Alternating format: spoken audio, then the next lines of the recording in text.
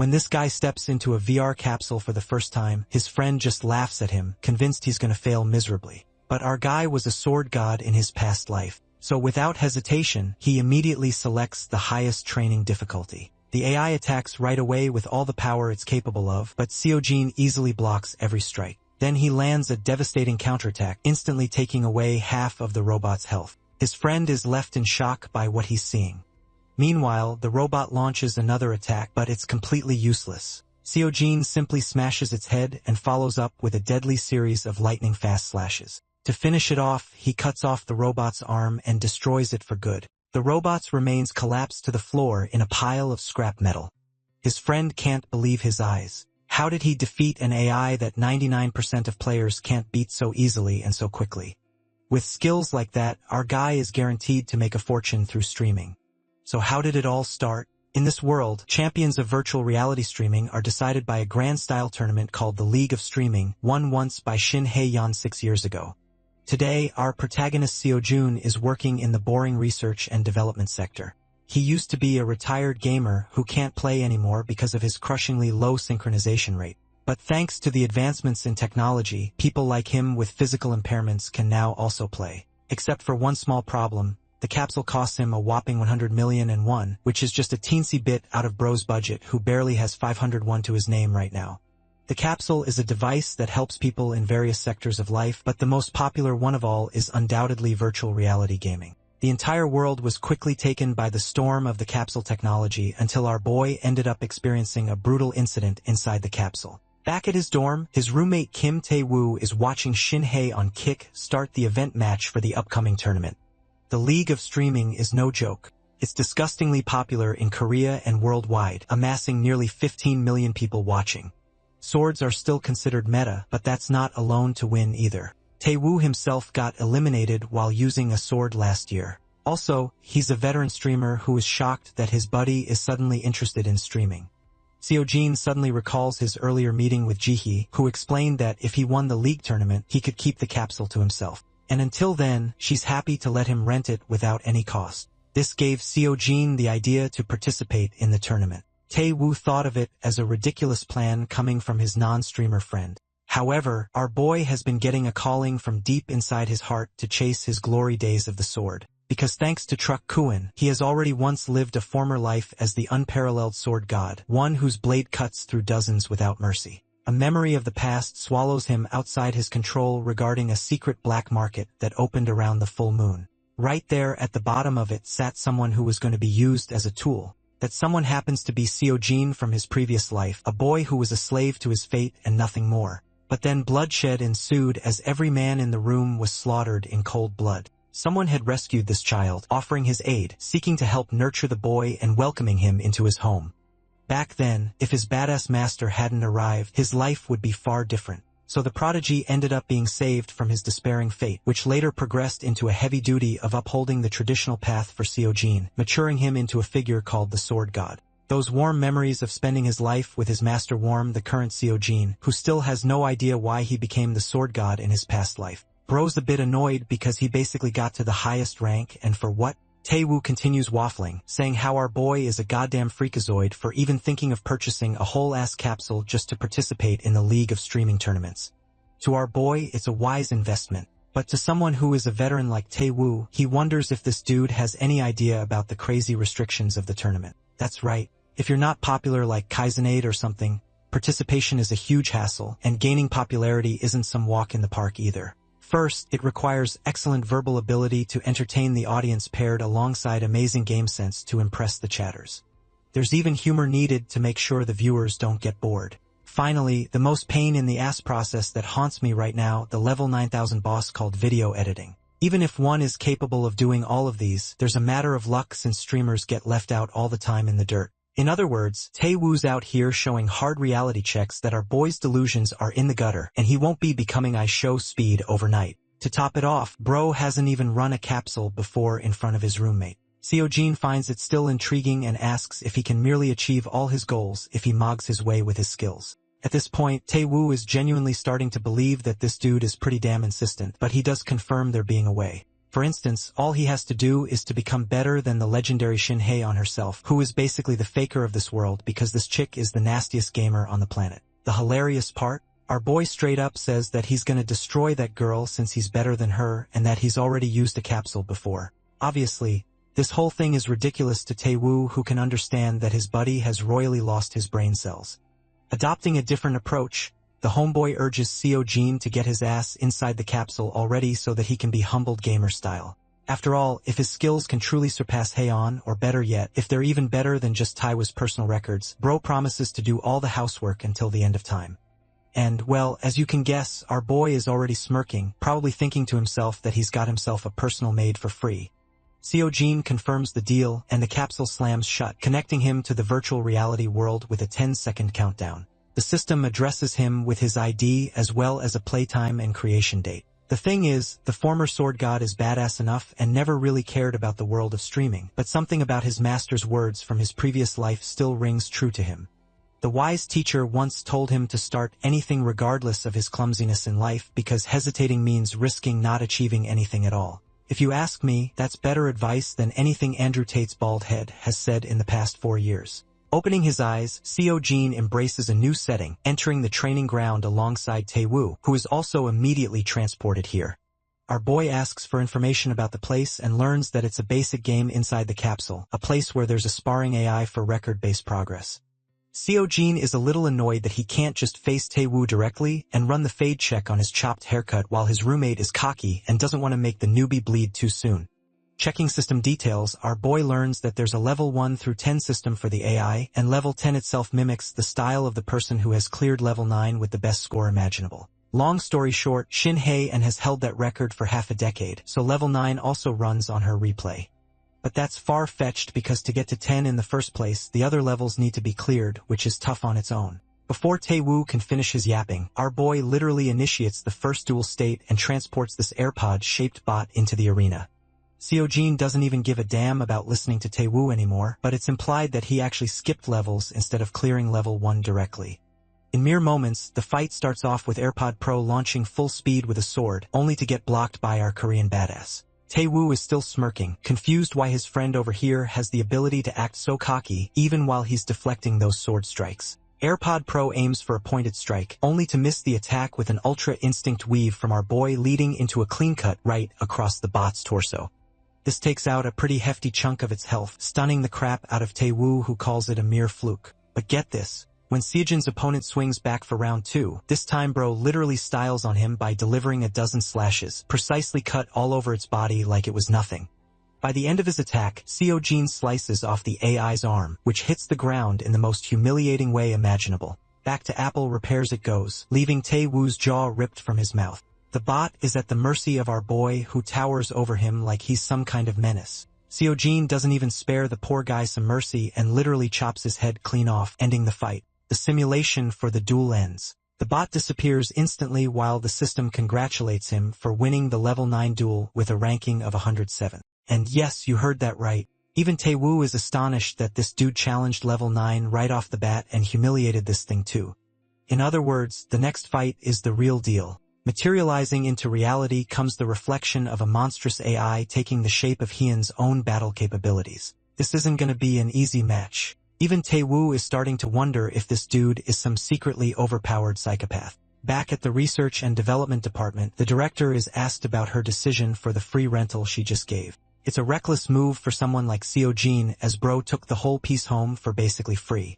Jay's assistant taunts that our boy doesn't even look like he can operate the damn thing, but mommy director is calm and believes that talent should not go to waste. Back then, she knew that Seo-jin missed his chance because of his failure to realize the synchronization rate, even though she was the only person who thought of him as amazing. And the kid has even improved from back then. In other words, though she knows participating is difficult for him normally, yet she is looking forward to the future where he does participate. Because if that happens, Ji-hye confidently declares that this man will win everything. Talk about being a baddie and a true homegirl at the same time, bro's winning in life. Let's return to the training grounds for our epic duel. The former sword god is handling the fight relatively chill so far. Tae-woo is genuinely bothered by the mere idea of this man winning the duel. Since he's interested in the outcome, the streamer decides to hit the record button and showcase the rest of the world in case our boy here wins.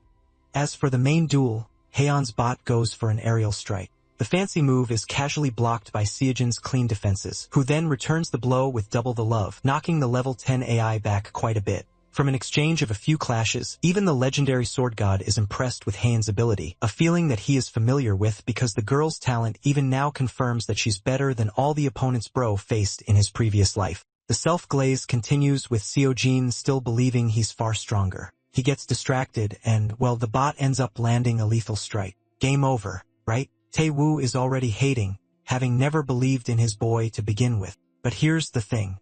Seojin casually plunges the sword out of his abdomen, tossing it aside. There's basically no damage incursion on his main body. No blood or pain travels through, of course. His health points are reduced all the way down to 1. Bro is literally standing on his last leg right now, but the scariest part is Tae-woo. He's actually freaking out that this man might have let himself intentionally get hit just now. All that just to satisfy his own curiosity. But you see, Haeon's bot manifests another blade to end the duel, blitzing with full speeds ahead to conclude this fight. In retaliation, our boy rockets ahead too. Both fighters meet their epic sword clash. Seojin smiles, indicating that he's still taking the fight pretty chill. As for the AI, this thing's starting to get overpowered, and it can sense that until suddenly the sword god's blade severs the bot across its chest, followed by a beautiful kick from Seojin, pushing it further back. Haeon's bot returns to the ground, leaving its points all the way down to 4. And continuing the trash talk, our boy wonders if he has instilled fear into the AI to even question attacking him. Bro out here making ChatGPT afraid, Seojin propels for his own offensive initiative, seizing the early draw, nearly cutting Haeon down, but the attack is blocked just in time. Despite the successful block, the force behind our boy's swing is so powerful that the AI's sword begins to chip and shatter. Only Dune fans will get that reference. Tae-woo watches in shock as the sword shatters apart, concluding the strike and practically guaranteeing our boy's victory. Now Seojin towers over the AI, having it at its mercy. The trash talk continues with Bro saying that the AI needs another 8 years just to beat him, and saying so, he cleaves its head off, winning the duel. Tae-woo is out here starstruck. The real owner of level 10 has now changed, matching it to our boy's abilities now instead. Seojin, looking badass than ever with that clean fit, wonders if he's qualified now. The following day, Bro's fancy new housemate is already bringing him food and water, overworking the ever-living crap out of Tae-woo at every opportunity. I mean, look at Bro suffering in the background, realizing that he made a bet with the worst dude ever. That's gonna be us too when ChatGPT takes all our jobs. Anyway, Seojin only just installed the game the other day, making him wonder if he should log in and prepare stuff for his first stream. He goes inside and boots up the system. To his surprise, Bro is transported to a white space. Having no idea or sense of belonging to what this location is, he focuses on the system screen, welcoming him to the player lobby where he can get ready before moving on. Our boy suddenly remembers that streamers usually get ready here before continuing on, so he has a rough idea of this place, except it's pretty damn plain right now and looking like a hospital ward. Still, Seojin goes with travel right off the streaming platform. His only goal in life for the moment is to climb the ranks, building his reputation so that he can qualify for the Leo's tournament. Since he booted up the platform, the stream initiates right away with his chosen game. This one is called The Dawn of the Assassination Squad, which is giving me free roaming vibes right off the start. So the idea is that it's a medieval assassination game. The goal is to eliminate targets using unnoticeable methods. The same game surpassed 2 million viewers just on opening week, and its popularity continues to soar sky high. In other words, this is the perfect environment for our boy to hone his beginner streaming skills. So he does what he does best. Korean Batman latches onto his grappling hook and climbs atop the building. Cladded in this badass outfit, he looks down at the cityscape. Seojin knows the fun has only just begun as he officially kickstarts his first stream. Oh, and by the way, since it's his first time streaming and everything, Tae-woo ended up giving him a long-ass name just to garner attention from the rest of the viewers. Though our boy isn't really confident in Bro's abilities and does have his way around playing a game before. Anyway, he looks down at the gorgeous view of the city. Just the graphics alone are commendable. It's like having the latest Ryzen, but 100 times better. Seojin is really happy to experience this side of life too. By the way, his character is called Dane. Christina, a gorgeous blonde, and his teammate come to inform him that he's on a dangerous mission to come. Our boy's character responds automatically, which basically implies that this is the tutorial setting for the game. Dane's voice is different from Seojin's voice, and the experience so far has been exhilarating.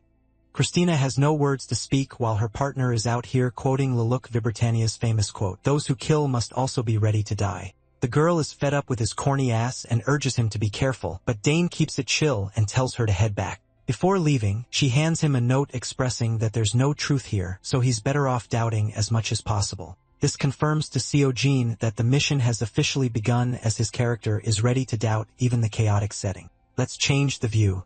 Korean Batman is out here swinging from building to building like budget Spider-Man all of a sudden. After his super cool landing, Seojin receives a notification from the system of his abrupt tutorial auto-start. From here on, he's on his own, but there's no path ahead except a blocked passageway. Our boy is given a hint to climb up the pipes, which is a pretty odd assignment. The sword god is on his way to become the pipe god. And speaking of piping, Bro's piping skills are pretty smooth, allowing him to leap up without breaking a sweat. At the top of the roof, we have Seojin questioning why his body is automatically moving all by itself, a nod to the amazing immersive environment. He begins to wonder if it's all over and if he should enjoy the auto mode tutorial. The auto mode is slammed with a proper tutorial quest to assassinate someone called Eteri, a high-ranking noble and manager of a fabled society. With the only goal set as Eteri's termination, Seojin checks the map setting and finds it impressive how this game is cool as hell. Helping him out, he's given a rope to descend. Our boy is rather impressed with how the game is properly helping out with the basics, but something seems to bother our boy's cat-like curiosity. He's getting the impulsive thought of just letting the rope go and descending faster since this part is pretty boring. To test his hypothesis, this man literally lets go, bravely crash landing all the way down with a heavy thud. So far, dude's plans didn't work per his expectations, but he does note a couple of chatters laughing about his clumsiness in the game for being a damn newbie. So far, these dudes are straight up making fun of his ass for being lame. It suddenly dawns on him that he's streaming too, begging the question why 4 people even bothered to join.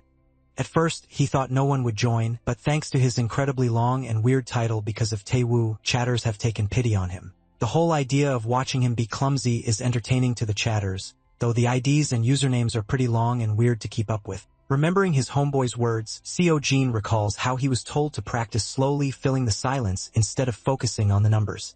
The idea behind streaming isn't the numbers, but the interaction value. That's why the only reason people gravitate towards popular streams is because of their interaction ability. But also, people love small streamers since they get recognized fast in their chat instead of getting buried down. Playing around with his streaming life, our boy begins to respond to a bunch of messages on his own, expressing his shock and generally entertaining the chatter, making his presence known. Finally, one guy tells him to start the quest already, which becomes his cue signal to act. Speaking of which, let's cut to the ominous and dramatic setting of Count Eteri's mansion. The chatters are intimidated with the frightening atmosphere, while our boy is wondering if it's going to be fine for him to just waltz his way inside politely. The chatters are surprised by his balls of titanium, while Seojin looks back at the note that Christina left him with, precisely giving him coordinates of Eteri's bedroom on the 2nd floor, as well as the number of enemies. For weapons, Seojin is handed a sword stick as well as a gauntlet, pretty basic and expected for tutorial items. Not that it matters since he just has to kill one guy no matter the tool. But right as our boy is about to head straight inside, his chatters go bats hit crazy on his ass for being an idiot and rushing in blindly. Seojin feels like an idiot while they emphasize that he read the rest of the note that Christina handed to him. At this point, they've given up all hope on him, genuinely thinking that a proper defeat will teach this newbie a lesson. The ancient sword god has no idea of the sudden shift in everyone's mood, politely asking if he can just walk his way inside. One person asks him to do warrior play because, basically, in this game, getting caught allows NPCs to get way stronger, so the goal is to play stealthy. On very few occasions, veteran players intentionally blitz inside, making all the noise they can to openly slaughter the enemies, which is called a warrior play. This intrigues our boy, who wonders if he can do a warrior play to win this one out. The chatters explain that no one has done it yet. Several have tried, but not even hardcore streamers have gotten any luck. But all that loser talk only confirms one thing to Seojin, that it is indeed defeatable so long as he's on the level of Heian herself. This gives him all the confidence he needs to aim for the fancy warrior play strategy. Heading up near the estate, our boy can feel the immense pressure of it all. From Taewoo, he learned that chatters love the idea of clowning on their favorite streamer, which is what these dudes are doing right now by laughing at our boy. With 3 more viewers gained so far, he thinks the pace is fine as long as they're not being out of line. Approaching the guards, our boy makes it absolutely clear he isn't here for any stealthy mission. He's just here to catch all the smoke. Seojin assures his chatters that he knows what to do, but they're hounding his ass and assuring him in return that he's dead meat anyway. The first knight jumps at him to seize the intruder, but this is where our boy stops geeking out and starts locking in. Seojin casually blocks the strike and follows with a clean return, defeating the first guard instantly. This is a huge upset for the chatters, who had absolutely no idea that this man was built differently. Bro literally parried like no big deal. And though our boy himself has no idea what happened, he merely plucks his weapon out of the enemy's corpse, questioning if it's so easy to kill these paperweight NPCs. One more tries to flank him. The sword god catches the attack with no difficulty. All the while reading his chat, they keep getting baffled with his consistent parrying. The term is new to Seojin, looks down at his enemy before killing him too, netting another 1,000 points. In a hilarious plot twist, bro asks his chat what a parry even is, and as you can expect, they're going crazy over the realization that he could do it twice without even knowing what it is. This confirms to them that it has to be a fluke, while our boy begs them to just give them the simple answer for the love of Truck Siwon. After an explanation later, the streamer understands that blocking perfectly against a downward attack causes the opponents to automatically get stunned, but this is a move even retired pros face difficulty executing. The fact that pros struggled with it stuns our boy, who recalls that the level 9 AI he fought was already pro level, and it got destroyed pretty handily by Seojin, who now understands why it could be hard to use. Parrying requires perfect anticipation and then the perfect counter response. But thanks to his helpful chat, he now knows what it is. For his own safety, they beg him to turn back. But when did you last see Gojo Satoru back off from a fight? Exactly. Never. This is too easy for Seojin. His words begin to cause literal chaos in the chat.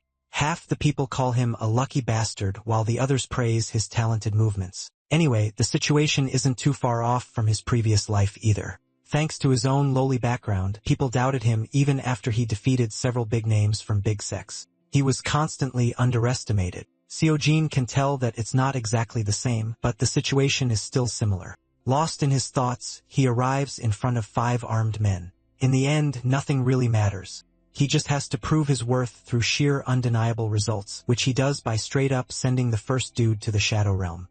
Another one flanks him with an aerial strike. The perfect parry opportunity arrives. Seojin gorgeously maneuvers back and confirms a hit before landing hit after hit after hit, elegantly cutting all his enemies down.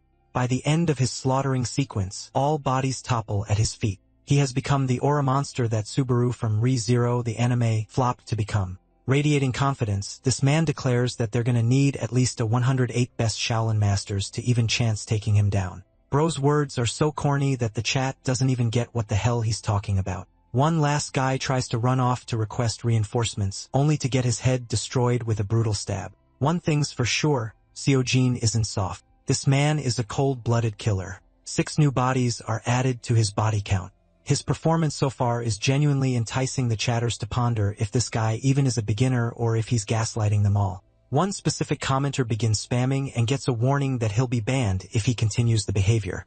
The guy politely stops. Seojin knows that he needs to maintain order in the chat, but then he's met with some bratty chatters who don't give a damn about being banned from a loser streamer's chat. To give this arrogant prick exactly what he wants, our boy quickly bans his first viewer, maintaining peace for everyone else. The rest are happy with the outcome, which surprises the streamer who realizes he's doing well, though he has no idea because of his past life experiences. Back then, the major sects always imposed restrictions on him, so he never knew what place to call his home, yet he couldn't even hide his talent, turning him into the lone sword god. Again, bro's lonely ranting is interrupted with his master's ramblings, so he quits dozing off on that and reads the chat again. The dudes are intrigued how this guy has god-level control or if he's using some kind of trick. They spam so many comments to know about his secret, and keeping it chill, our boy simply throws a thumbs up and says they have to remember their past lives. It's such an airball advice that they all go silent before exploding on him for speaking nonsense. Anyway, Seojin navigates his way further inside, calling in all the attention from the rest of the guards who have surrounded him from every direction like he's some god-level threat. Instead of being intimidated like the chatters, this guy is relishing the joys of being the first newbie who can pull off a 13 combo parry. The guards charge full speed to take down the steamer, and with only one enemy, the mission seems easy. But Seojin is out here delivering wide slashes, taking down multiple opponents all at the same time. Two guys get him from the back, but his spatial awareness accounts for that, causing him to duck with ease. The guy's movements are so amazing that the commenters wonder if he's got eyes at the back of his head too. The guards are just as surprised with this intruder's skill. Two of them try to attack at once, attempting to overwhelm the sword god with their joint strength. However, even that is inadequate. This man parries perfectly and goes for the headshot for both of them, donning an easy smile. We get an interesting perspective of one of the chatters in real life who is literally thrilled to see this newbie wipe the floor with this game. Jom is actually a hardcore fan of the game itself. It's always one where stealth and assassination is prioritized. The first time the development team announced its release, he was ecstatic and was there from the start. The difficulty settings raised his expectations even more, helping him fuel his desire for a real challenge like games like these present. One small issue game, and that being the fact that the difficulty ended up becoming exceptionally too high, causing players to result in despair. The idea was to prioritize blowing up the whole building at this point or even memorizing the target's routine because of how difficult it became bypassing the security. Hiding in 3 whole hours sometimes didn't even work. Jom worked his way through several streamers to find a reliable way, but found no good answers because of the difficulty. But right now, he's living the damn life. He's watching this one guy dishing out superstar plays he's always wanted to cheer for. This same guy is executing high-level combos the world has never seen before. It fuels a kind of enthusiasm for Jom, who cheers loudly for the streamer by spamming in appreciation. Back to our boy, Seojin has obliterated the entire fleet of guards, leaving the chatters to question if they even deserve to see such a gorgeous spectacle. Bro doesn't get why they're all surprised though, making him wonder if it's truly that special. They insult the crap out of him for not reading the room of how special he is. He's straight up acting like a pro gamer out here, playing it cool against their insults. He even advises the chatters to turn the stream off if they're that bothered, but his nonchalant attitude only draws them more. By the way, the same 6 viewers collectively began following him too until a sudden explosion kick starts yet another sequence in the trial. The boss fight is here at last. Seojin casually dodges thanks to his tremendous reaction speed. The man in question is the noble himself. And while they're wondering if Seojin's gonna be enough, our boy speaks through his actions by leaping up top and going for the immediate kill, cutting past the boss. However, despite his perfect slash, the noble is unshaken, turning around with a grin on his face as if to ridicule that pathetic attempt. There wasn't even effective damage done, confirming to our boy that this dude is special. Then he consults the chat if maces can be parried, which makes them laugh out loud for his ideas of one-shotting the literal boss. The noble, on the other hand, goes ballistic with his mace, smashing his weapon all the way around, ripping pieces of the ground. Seojin seems to be doing just fine dodging the mace, while the noble confidently swings it, ready for anything this guy throws at him. Our boy leaps up top once again, this time delivering yet another wide slash, only taking away 3 health points. The noble retaliates with his mace, and though the streamer himself hasn't taken any damage, he is beginning to understand that the damage isn't even piling on anymore. This makes him question if he can clear the stage by repeatedly dealing chip damage. Jom chimes in to help his hero, explaining that if he doesn't kill a tear within 5 minutes, it's an automatic failure. The countdown is already down to the 4th minute. Adding another layer of difficulty, Seojin nearly gets hit with the mace just being distracted for a moment and knows that he's genuinely narrowed in for having no proper way of defeating this guy. This makes him wonder if he should try a different strategy of targeting vitals.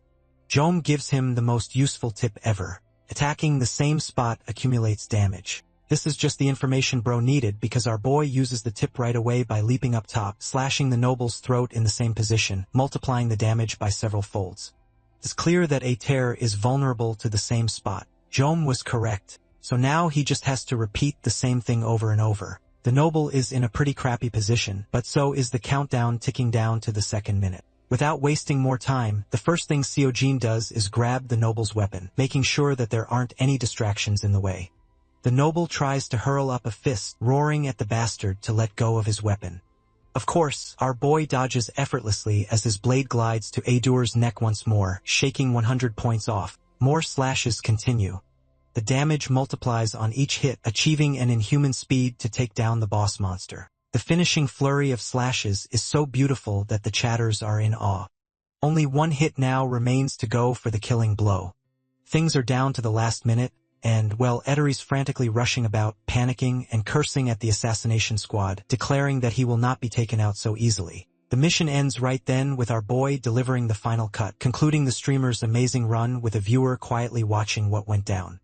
Jom couldn't contain his excitement. He had just witnessed one of the best things before his eyes. The news of our boy's clearance spread fast. By the way, we find ourselves back to the estate where a doer is pulling one last move, surprising Seojin by casting a myriad of magic circles all over the place. Out comes the rumbling explosion, devouring the whole estate in destruction, nearly swallowing our boy too, but luckily, he escaped. Seojin had clearly underestimated this guy's guts, having no idea that he could pull such a self-destruction magic spell at the last moment. Right as he came out, our boy ended up being confronted by even more guards who ushered to catch the assassin swiftly. In the end, our boy ran away, escaping into the woods, completely exhausted and having used up his stamina. Yet the chase doesn't end. An arrow comes bursting his way, striking his shoulder as he leapt off by the edge of a cliff, realizing that he'd messed up. The last thing our boy sees is a glimpse of the person just up top, and so he crashes into the water, losing consciousness. The next time we find him waking up is by the same valley. His hand dips in the calm water, slowly waking him up. Looming over him is another figure who has stumbled across his body. This man has the badge of a golden eagle and confident in his discovery, switching to the player character screen. By the way, Dane just died an inescapable death sequence, so it's not like it's our boy's fault either. All this time, Seojin couldn't do anything because his body wasn't in control. The chatters are annoyed that the hype and aura moments end in a disappointing finish. Still, our guy maintained a positive attitude and wondered what he should focus on next. One of the chatters urged that he go to the tavern and head to Christina, the familiar character that he first met at the start. It's here that our boy realizes that he automatically moved to the tavern right after his character's defeat, so he heads inside and explores the setting. The people inside are bustling in joy, while the tavern lady appears to be none other than the stunning Christina herself. It's pretty damn obvious that no one could risk a chance of not talking to this girl. And noticing his sudden presence, she asked the customer if he needs anything. I have to remind you all that this is no longer Dane, but our boy's own player character, which is why she has absolutely no idea who this charming man is. Our boy expresses that he needs a lot, but unfortunately, the auto mode intervenes and whips out the eagle badge, stunning Christina right at once. The same girl that bro wanted to flirt with ended up giving the meanest stare of mankind, questioning his identity. The warm setting turned into a cold, tense atmosphere, with our boy emphasizing that there's no need to get so tense. He merely came here to help. To make his point clearer, Seojin reveals that he's pretty damn good when it comes to assassination, which puts her on high alert and makes her wonder if he's the expected man from the West. Playing along, our boy confirms this to be the case, while the blonde remembers how this dude is a greedy little weasel who would do anything for a few more coins. That's why he also wouldn't side with the secret society. With temporary tensions resolved, she believes it's only right to introduce themselves again. Calling herself Christina, she asks for the player's name. And right at that moment, Seojin is allowed to input his proper name. The others are curious what he'll input. As the streamer name is set to Seojin, bro didn't put any nicknames on his own, so it automatically treated his real name as a replacement. To make himself appear extra edgy and badass, bro inputs nameless as his name, causing the chatters to bully him again for being so damn lazy. The hilarity to Seojin is how the same alias used to be a thing in the past, denoting several people all at once, a title that sounded mysterious to conceal identities of those in the Murim world. The system prompts him to confirm the name as nameless, which he slaps a yes on, officializing him to receive proper assassination requests from the Sun Tavern. And something tells me this man is going to become the John Wick of this club. With the initial introduction settled, our boy asks what he should do to contact them. After receiving the badge, Christina curiously asks where the original owner is, but that poor guy is already dead, with the chatters hinting that she had a crush on him. To make it easy for her, our boy shares that he's buried the guy at the West Pier. And instead of being emotional about the subject, she offers him black signal stone to use as a contact. With the stone to his name, the mesmerizing Christina looks forward to working with him. Our boy exits the tavern, exhausted for the day, knowing he's done plenty already. The other chatters are confused if bro is actually changing his identity to nameless from now on, something Seojin confirms, though he doesn't care whatever they call him. The stream finally concludes after a long day's wrap-up. Our boy bids them all farewell, feeling flustered from the weight of cutely saying goodbye. Bro is trying his best to log out, but struggling hard as hell despite his amazing skills. The chatters continue to make fun of him for being a noob. The system transports him back to the capsule where he ends the sequence, recalling how his 6 loyal viewers watched from start to finish. Bro's still bummed about the usernames too. That's when a certain message pops up on his screen. The stream has already ended, and yet he's found a new message. When the chat opens, our boy can't imagine how the hell these guys are joining even after the stream's gone. Seojin having some success. Let's circle back to Taewoo, who had fun in today's stream. Suddenly, boy comes crashing in, causing bro's face to get smashed by his phone. I'm calling that attempted murder because everyone knows how bad that shit hurts. Taewoo isn't pleased, and while his nose is sore, our boy shows him the chat that continues to keep piling on even after the stream ends. Even a veteran like this guy is absolutely stunned that the chat is still going on. To find out the truth, Taewoo shows his phone towards our boy, explaining that the news article must be his doing. Of course, the homeboy is genuinely frustrated that this man somehow got himself free marketing from the viewers. In other words, the article just allowed more and more viewers to pour into his stream. The same viewer, Jom, from back then is the cause of all of this. Taewoo explains that at the rate things are going, if it hits 30 recommendations, the article will show on the first page, further increasing the follower count. The already dead Taewoo suggests this clown to finally get his damn sleep for streaming all night, while our boy is a little disappointed that this so-called pro streamer is tired so easily. Anyway, back in his cozy bedroom, Seojin reads up on the recommendations piling up without stopping. This marketing effect seems to be doing wonders for him, and he intends to check in tomorrow. Tomorrow does arrive, and just like Homeboy's predictions, the count exceeded 30, boosting the article to the first page, allowing our boy to rack in more and more followers. In fact, people on the internet are duking it out right now over him. But what shocks our boy the most is the Assassination Squad community also posting about something. Here, one of the members has complained about the annoyance of the level 10 AI, which now tracks to some random player's data instead of Hien, making it impossible to face against. Curiously reading into the user's message, our boy clicks on the video attached to his note. The thing about Hien's AI is that it waits on standby if the user drops their sword. However, when it comes to this new AI bot, the fucker attacks, refusing to allow any openings go for free. Even the AI of our boy is cool as hell, even mocking his opponents for it, which is why the forum members are now curious if the player is also as much of a prick. Bro's getting destroyed by his personality, and he knows it. The only reason Seojin believes that it turned out that way is because he genuinely talked with Taewoo while playing too. The whole thing feels unfair, but right now, people don't seem to like his personality at all. Interestingly, one person seems to have noticed something interesting. It's Jom, who is beginning to seem like a creepy stalker dialing him down. Seojin takes a second to reel back. He never intended for so much attention to come pouring down his way in the first place. Too much of it altogether is clogging his mind because it can prove to be harmful too based on his experiences of his past life. Such a kind of power makes people crumble if they're not able to handle it, which leads to the sword god entering the capsule once again, knowing that he just simply needs to keep on grinding. His goal is to advance slowly, taking him back to the lobby area, which now shows his current sheet. The same guy who had 6 followers has now shot up to over 400 in a single day.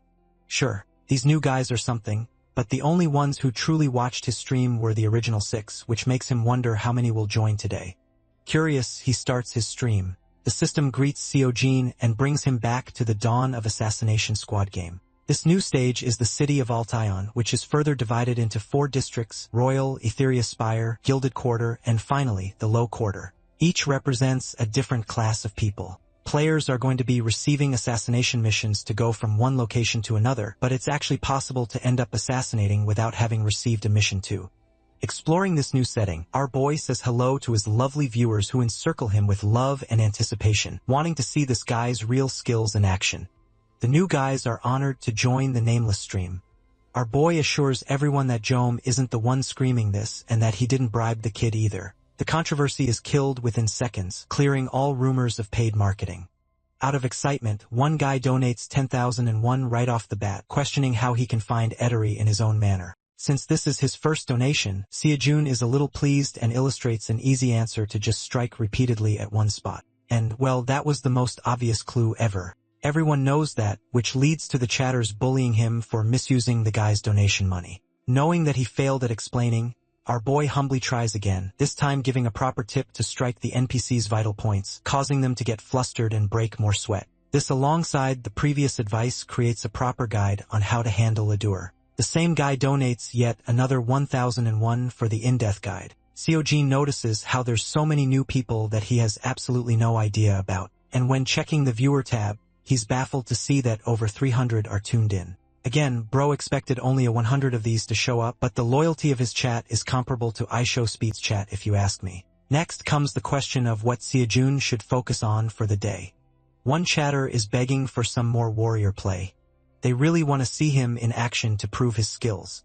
Some other loyalist chatters are enraged by the suggestion of asking this man to prove his legendary skills. Seojin urges them not to fight for a bit. Among the idiots, one guy helpfully advises to look around for something he likes. It's easy to get commissioned for missions on the spot while sightseeing the city too.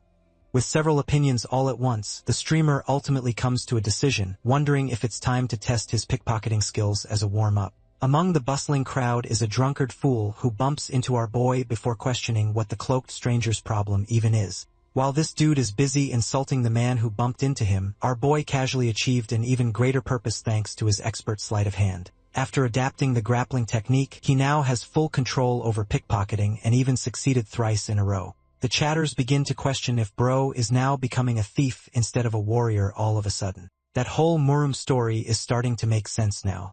Well, pickpocketing to the chatters is only fun if the thief is being chased. But, of course, Seojin wants to make sure he doesn't starve himself for now. He's collected so much money that he could easily get himself a penthouse. While he's busy eyeing down his money, two thugs decide to gang up on him, looking almighty and tough. They try to intimidate him for trying to be slick with his stuff. One of them even questions if Seojin has permission to do business in the first place. Confused, our boy asks if he's being asked about the money, which is obviously what this clown is after.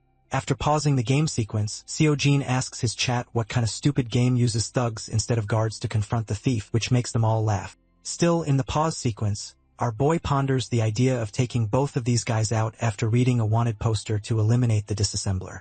Apparently, there's the goal of eliminating the gang boss, cleaning the market in the process. The goal is simple. Today's stream to our boy is going to consist of a lot of cockroach termination in these streets. At the same time, his very own chatters have no faith in this dude's abilities to catch the disassemblers. Some of them are excited because clearly this man doesn't even know what he's dealing with. The scene switches to the side of the disassemblers, that badge-wearing gang who is after one man. Alpaca, one veteran streamer with an amazing average viewership of 10,000, is fearing for his life for being caught in the middle of an assassination challenge. His chances are looking pretty slim right now, and his luck is pretty trash as the candle wax just next to him ends up melting, pouring down on Humpty Dumpty's bald head. The streamer is cooked because now his position is revealed, concluding the game in his death. With the mission restarting all the way over again, he curses his fate for dying repeatedly to these stupid gang members. Even his chatters remind him of his 4-failure streak in a row. The guy is fed up and genuinely wants to eliminate Drake to deal with the 4th district as a whole, but that's not an easy task. Even his loyal chatters know that it's impossible for a dude like him, especially when the rulers are unbeatable. The rulers are a special team of the syndicate responsible for managing the 4th district. These guys are also the main villains of the game itself. First up is the Grand Majesty Queen. Then there's the master of the Ethereum Spire, even the head of the Royalist faction. And finally, the boss of the disassemblers, ruler of the 4th district, a fellow called Drake. This guy is specifically known for being extremely difficult to track. He's like a bug who spawns in one of 10 different bases, quite the risk to start with. Anyway, Alpaca takes the map to hopefully try again, this time checking Drake's location first up. Based on the information he knows about the troop, it's clear that the 4th district's leader is hiding in some other place that isn't easy to find. One donation leads him with 10,001, asking that he do a warrior play instead of struggling so much. Alpaca is being pressured and has no idea what warrior play he's even supposed to do in this damn game. The others are dead-ass serious about suggestion, asking him to take a look at the community, which crops up his interest, causing him to go and check what's going on. In his mind, he's really hoping for someone to clear it so that he can serve this person as his master and get a warrior play of his own finished on the leader. His words are quite the big deal. Alpaca thinks it's ridiculous for anyone to clear Drake in a warrior play style, so he doesn't really give a damn. Bro is just cheesing it when suddenly all of his chat members begin to laugh in his damn face. Dude realizes his confidence is going to end up in the gutter.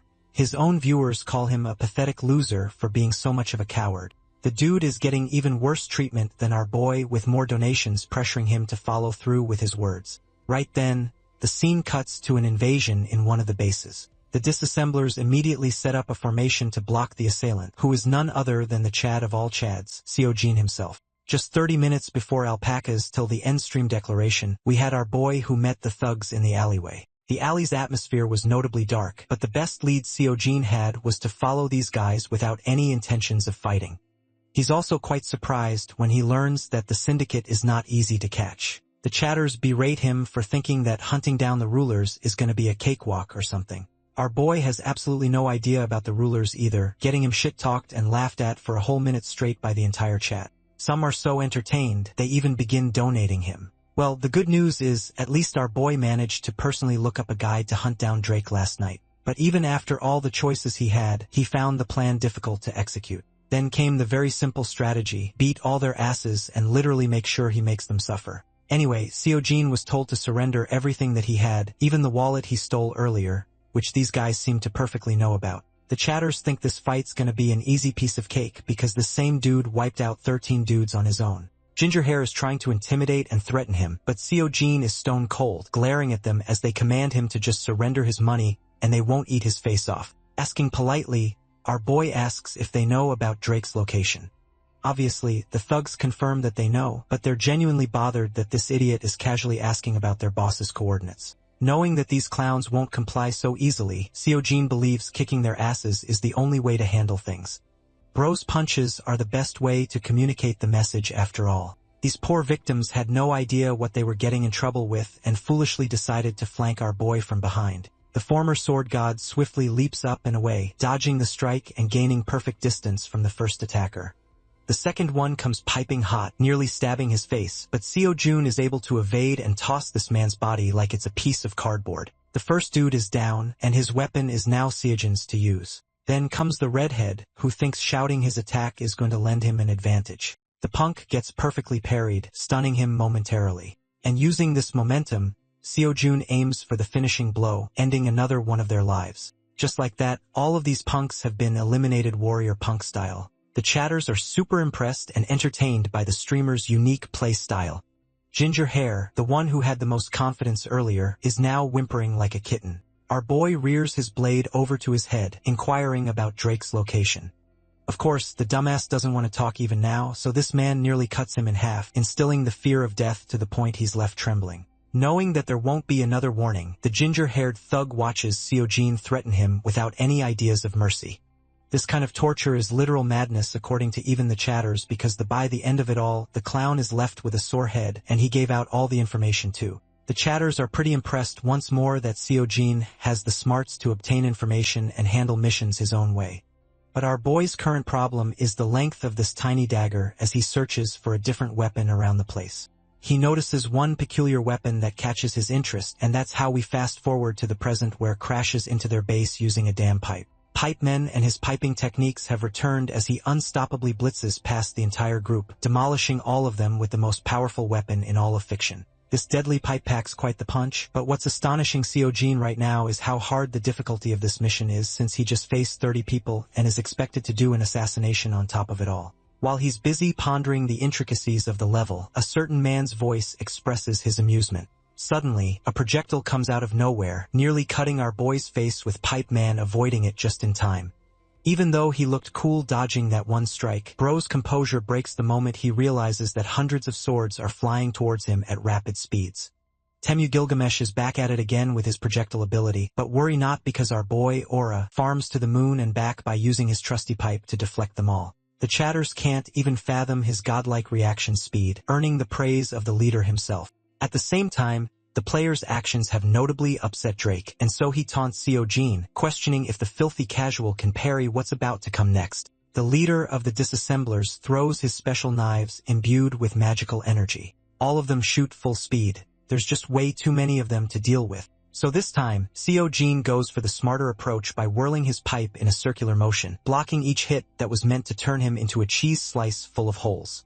The deflections are beautifully delivered, causing most knives to get pinned in the surrounding, with even one of them slicing past Drake's face, making him bleed. Our boy has the greatest shit-eating grin ever, as if to say gotcha, bitch, while his fans continue to cheer for him, yet question all the same why he couldn't parry that. Drake now holds the player in high regard and asks for his name, only to learn that he's nameless. The basic NPC response praises him for having such a name, and he even nods to the fact that the strong deserve to be respected. Hence, this man stops holding back and releases all of his strength, gathering dual blades as well as 2 chain spears for his weapon, making him a complicated opponent. The chain blades are the first ones to come after the sword god, who deflects the first hit casually, not knowing another one is pushing for an attack from behind. It really seems like this one is going to connect, but right at the end, Seojin beautifully connects a kick, knocking the blade up and breaking its momentum. Back when Drake was only throwing daggers, our boy had the impression that this dude was a fraud, even worse than the noble Edera. But with the current state of things, Seojin can finally understand why this weapon alone makes it a real challenge to defeat Drake in a fight. The sword god respects the developers for placing emphasis on battle mechanics, which almost exclusively encourages you to aim for warrior plays. Drake questions if his opponent has stopped attacking, and because of that, he's the one to rally in for the offensive, clashing his blades against our boy's godly pipe. The godly pipe is still mighty enough to overwhelm Drake, causing him to use his chain spears, which are also successfully evaded by Seojin. The chatters are starting to get bored of the fact that he's only playing defense so far, and Seojin himself has now assessed that this guy is even more difficult than taking on 13 guards at once. Regardless of the difficulty, the sword god has survived the mountain of blades and the forest of swords in his previous life, which means he always knows a path to victory. The solution for this opponent is to cut past the distance and penetrate through the layers of defenses. Drake anticipates Seojin's move, but right as he even responds with a counter, our boy ends up successfully parrying the aerial stroke, stunning the leader right into position. This attack normally kills regular mobs, but someone like Drake can only leave him with a window to attack again. At the same time, he's figured out that the chains will always position themselves to protect the leader, but the same doesn't work for him. In other words, the sword god merely has to connect a proper hit, so he activates a stance of his ancient techniques, planting his feet into the ground and transferring all his powers from his solid lower body to manifest the ultimate high guard stance. The spirit of the sword god channels through to him as this time Seojin leads with the finishing blow aimed right at Drake's head, obliterating him in a single hit. The chatters have absolutely no idea what just happened again. All they know is how easy this man makes everything look with his skills. Because the game is virtual reality itself, Seojin lacked the confidence in his technique just now, but it seems to have carried over without any problems. From his footwork to the twisting of his torso, each movement of his arms, everything is fine-tuned to the smallest adjustment, which means it's not much different from having a real body. Suddenly, the chain slips and tries to catch our boy off guard. Seojin dodges and gains some distance, and it appears the big bad guy still hasn't gone down. He aims to kill the invader with more of his offensive maneuvers. Only this time, our boy is faster and delivers a cut so strong that it breaks apart the chain weapon Drake had. Thanks to this, his opponent is no longer protected. Something about swinging his weapon gives our boy a sense of ecstasy and proof of his existence from his previous life. The clash results in utter domination for Drake, whose blades are flung about. Standing over is Seojin, ready to deliver the finishing blow, which he does by using the same pipe to unleash destruction. By the end, Drake's face now forever kisses the ground, while the system concludes the end of the adventure by killing the leader of the fourth distraction. As expected, the chatters immediately start dick riding our boy, even though they love trash talking to him every other time. Seojin notices his viewer count, which shoots up to 450 watching, once more experiencing a massive jump. At the troop location, Seojin is left questioning how the hell his viewership began skyrocketing, rising higher than even his current follower count. For a moment, bro starts genuinely blushing, even though my guy was exclusively told not to obsess over these numbers. Still, the feeling makes him really happy, and my guy's poker face is barely containing his happiness. The rest of the chatters are beginning to think that this maniac's playing his own different game with the question he's asking lately.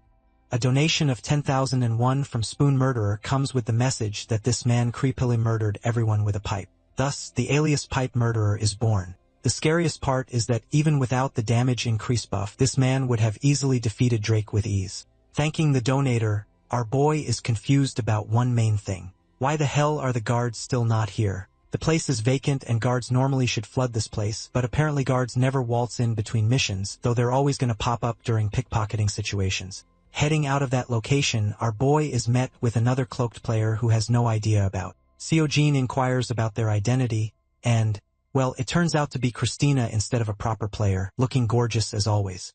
She's brought him a hefty salary for helping free them of oppression. This reward also comes with an increase in his reputation for succeeding. The strange part is how he's receiving a reward despite not catching Drake while officially being on a mission. The chatters confirm that this happens all the time. Rewards are common even without a proper quest. Still, it's not like bro can spend this money. He's got all the pipes in the world to use his weapons after all. The hilarious part is that Drake is watching from heaven, questioning why the psychopath bothered to kill him when he didn't even want the money. The next question is where our boy is headed next. Christina wants to know but respects his privacy and heads out looking cool as ever. Seojin bids farewell to his baddie, returning to his mission. The so-called assassination was never even a success since bro never attempted it in the first place. Still, it's time for my guy to clock out and end the stream. He's tired of his life and wants to leave already, but his parasocial fans are dying for him to hang out just for a bit longer. Completely burned out, Seojin bids farewell and leaves, awakening from the capsule and emerging outside of it. Tae-woo is sitting there doom-scrolling. It's weird enough that he's here in his room, explaining that he watched the guy's broadcast and found it fun. That much is fine, but our boy really doesn't like the idea of someone else being in his bed, so he smacks the clown with a pillow to teach him a lesson. After enough beatdown, he asks about the state of the broadcast or if there was an interesting reaction. Turns out the viewer count was quite the highlight. Seojin snatches his phone to see for himself, watching how ruthless bro appeared to be with his threats. But this same ruthlessness made many people his fans. They seem to treat him as some kind of protagonist from a manhwa story, which is a pretty clever fourth wall break. Anyway, there's still zero insight on Shard of Order, which is only achievable through a warrior play event. Our boy has no idea what it's even for, though he reads another post from a user who is hating his ass. Tae-woo thinks it's part of the game to have a few haters at least. Attention turned into something more real. Curious for advice, Seojin asks what he should do and learns from Tae-woo that the community base normally consists of 10,000 people. In other words, bro's telling him to get even more famous, which won't be just a walk in the park like he suspects. At that moment, he receives a sudden post about Alpaca, who is another streaming artist known for attempting warrior play styles. His fancy whole bet is now becoming his own downfall. Meanwhile, our boy has found the perfect bait to trap a popular streamer. He comes into Tae-woo's room inquiring about the streamer who goes by the name of Alpaca. And, of course, this guy knows him thanks to their previous collabs. It's just the hook that Seojin needs because he tasks the guy for a little favor. Speaking of Alpaca, my dude is on a constant loss streak still, having failed a whopping 13 times, getting thumbs down from all his fans. Things are looking pretty rough as he can't find any other way to suitably defeat Drake. But then comes a lobby mascot, D-Bok-1. This thing is a cutie pie, but instead of comforting him, bro spits on his face, scaring the crap out of the dude. Not even the cute animal shows any respect for my guy anymore. Still, he can't sit around moping about his situation right now. One of the donors reminds him of his bet to serve anyone who cleared the Drake quest through warrior play. The immense shock that this man experiences when he goes to check the forum and clicks the link to see how one dude managed to defeat Drake, that being none other than the nameless Seojin.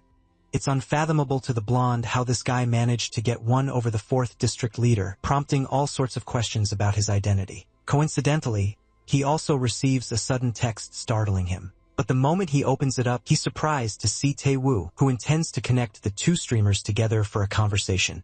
At movie, South Korea, we have Eve Paima, the CEO of the company, enjoying his coffee when suddenly bro's day is ruined with his assistant crashing on the door. The dude scolds him for ruining his coffee and asks for an update only to learn that something massive has just happened. One ruler has been defeated through the process of warrior play.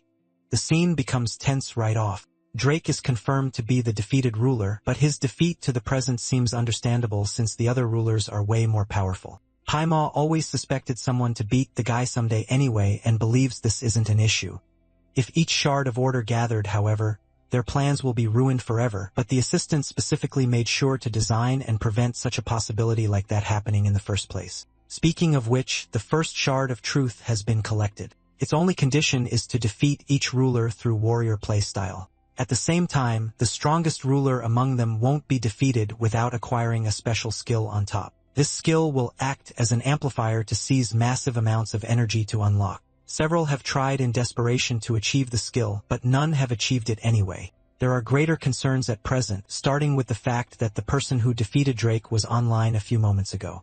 CEO, Paimo, hears this and immediately catches it, questioning how this dude knows for sure that the streamer was logged in, basically confirming that this guy has been slacking off. The boss yells at the clown for doing a shitty job as he runs off, leaving him in an angrier state than before.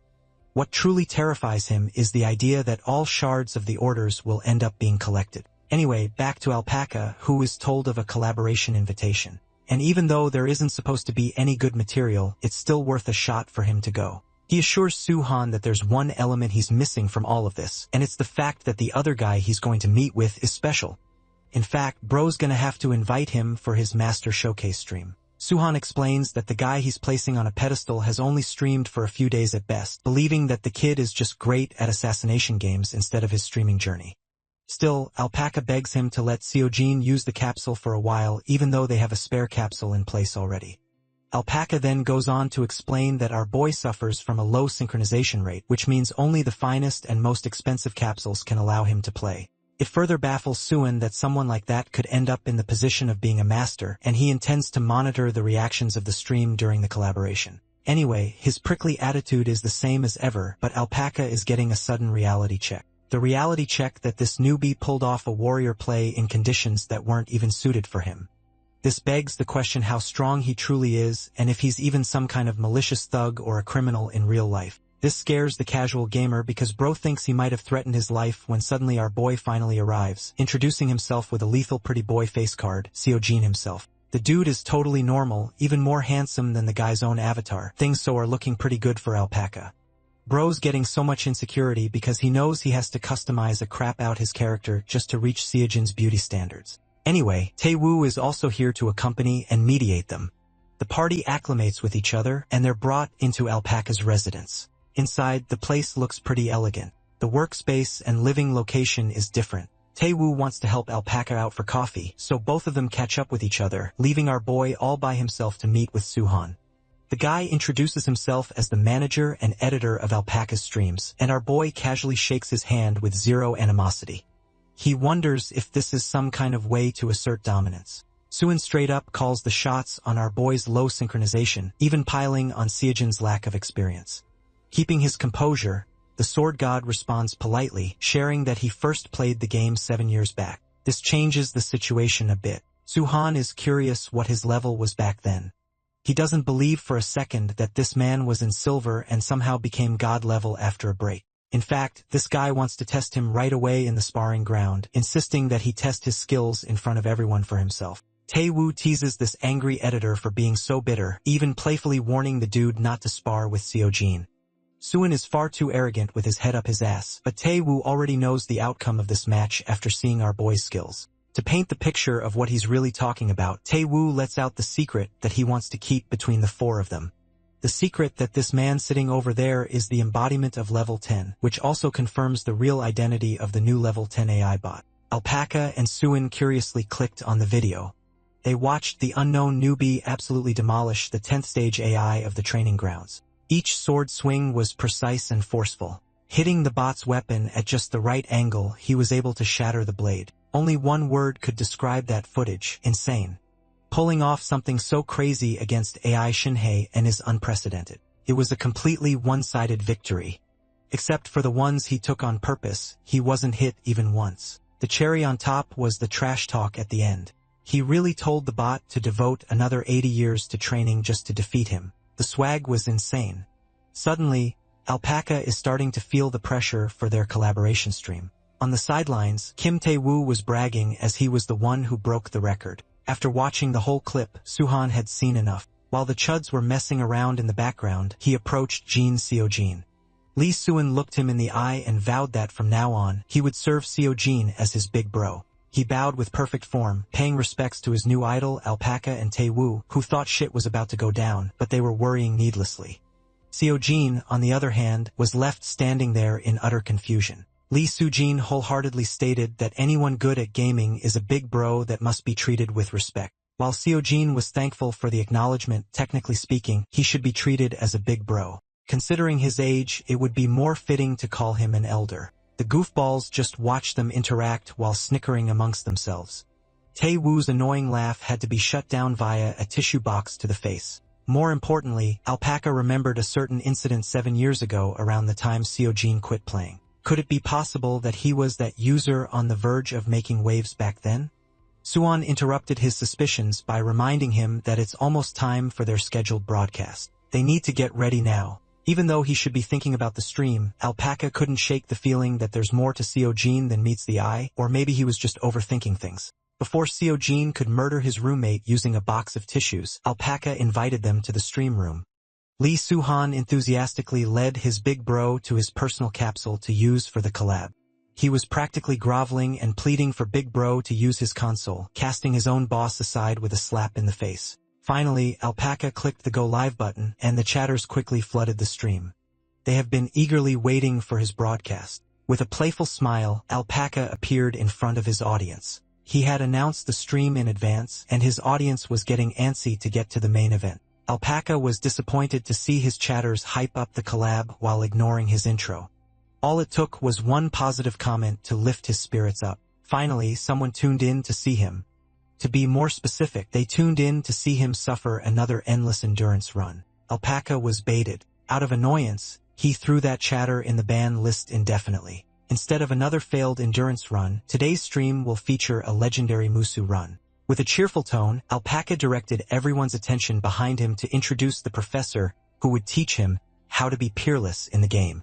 Bright lights came from the shabby wooden crate in the background, building suspense as it slowly opened. Every chatter held their breath. The crate blew open, but Jin Seojin was nowhere to be seen for his grand reveal. Alpaca and his chatters were confused at first. Then they started roasting him for being delusional. They teased him for having an imaginary friend as a so-called professor. Some even impersonated Jin Seojin in his chat, asking to be paid before showing up. Alpaca had to prove that he wasn't going crazy by showing his DMs. Seojin had borrowed Kim Tae-woo's account to message him. Alpaca added that they even planned to stream an offline after-party later.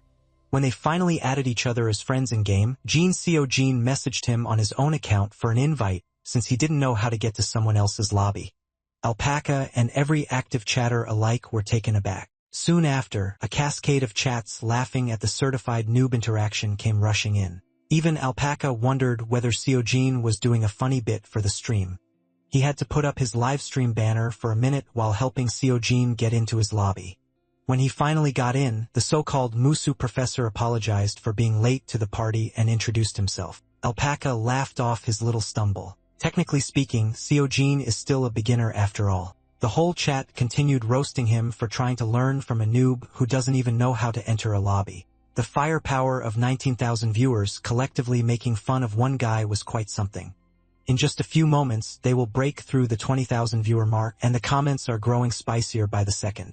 Seojin hadn't even considered that making fun of the streamer has become its own type of content. It sounds like the types of chatters in a live stream vary heavily depending on the streamer's personality. Some streamers figuratively tie up their viewers, beating them up to submission, while other streamers pursue a completely clean broadcast. Alpaca's chat was a lot different than Seojin's fledgling fanbase.